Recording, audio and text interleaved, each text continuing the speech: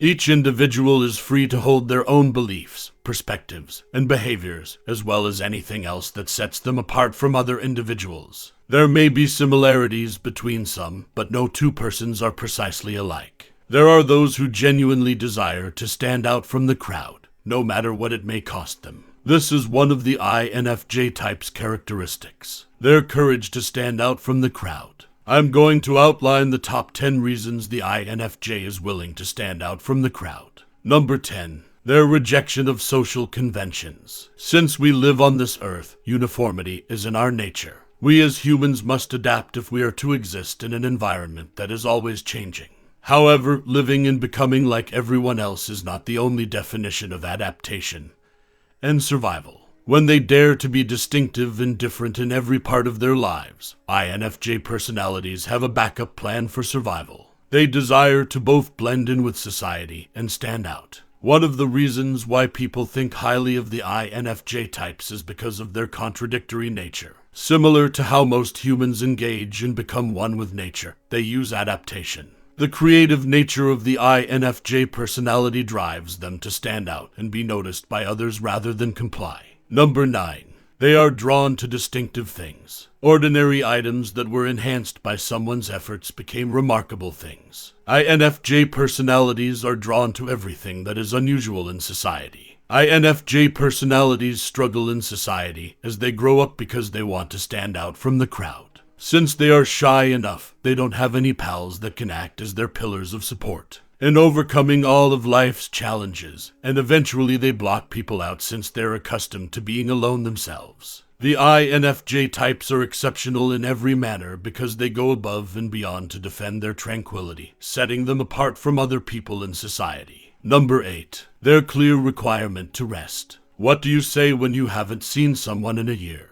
Some people say hello and goodbye as usual, while others utilize the weather as an opportunity to start a conversation. The INFJ personality type fears social situations. While being gregarious, they detest small conversation and dread meeting new people. The INFJ personality types stand out from extroverts and introverts alike due to their blatant need for downtime when placed in social situations. INFJs may ponder how extroverts maintain such high levels of energy without ever growing weary. Do they use medication for it? Do they receive an intravenous injection for it? The INFJ personality types don't have an answer to this query since they are unsure of how to interact with extroverts. Number 7. They have the capacity to perceive the thoughts and emotions of others. Finding someone who can read your mind and understand how you feel without you even telling them is extremely rare. This story makes use of the INFJ type's keen observational skills. Their keen observation stems from the fact that they are constantly curious to learn the other person's disposition before making friends with them in an effort to avoid upsetting the recipient. In this situation, the introvert side of the INFJ is more noticeable than the extrovert side because of their introverted tendencies, which cause them to concentrate on people more and observe them more, allowing them to better understand how to make others happy. Number 6. They are extroverts who are introverts. The Myers-Briggs type indicator suggests INFJ personalities are regarded as extroverted introverts.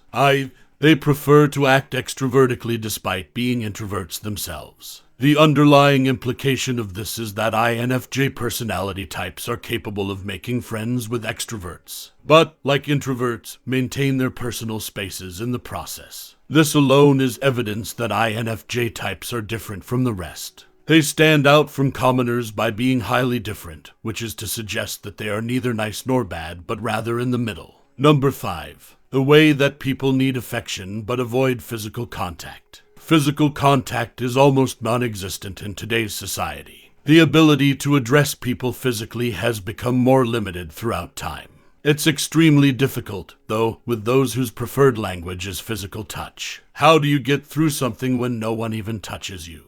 The INFJ personality type usually always asks a question to those whose preferred form of attachment is physical contact. INFJ personality types genuinely desire affection, but not in the physical sense because they detest physical contact. Instead, they value quality time. They desire time alone as much as they desire to spend with their significant other. They desire alone time as much as possible, whether it be with their significant other or not, which is why others often compare them to other people. Number 4. Despite their difficulty being pleased, they recognize the beauty in everything. We should be grateful for both the internal and external parts of life since it is a beautiful thing. Like everyone else, INFJ personality types are fascinated by the wonders of the world. However, limitations result from their incompatibility. Despite being extroverted, INFJ personalities have a tendency to be difficult to please. The INFJ personality types are difficult to satisfy because they are self-aware and understand that doing just enough to get by is not enough to sustain them. There is no middle ground when the INFJ is around. Everything is either too little or too much. Number 3. Despite being good listeners, they find informal talks to be annoying.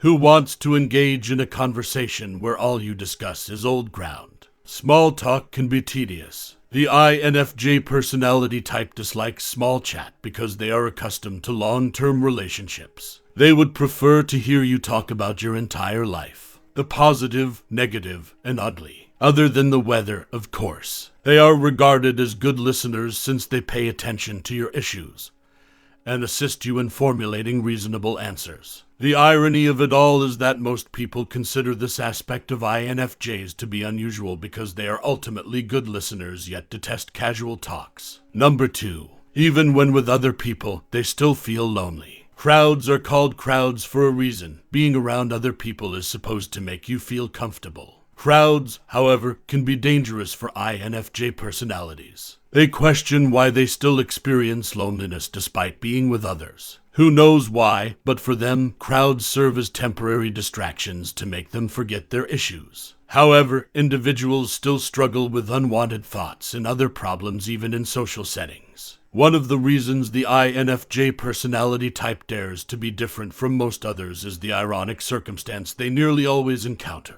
Number 1. Despite wanting to be loved, they make it difficult for others to do so. The INFJ personality type gives everything they have when they love someone, showering that person with all the love and affection they have within of them in the hopes of receiving the same amount of love they have been giving. Everyone wants to be loved and feel loved. They all aspire to love others the way others love others, yet they make it so impossible for others to do so. They think differently than other people, and they speak different love languages. They obviously understand the word love differently than most people do.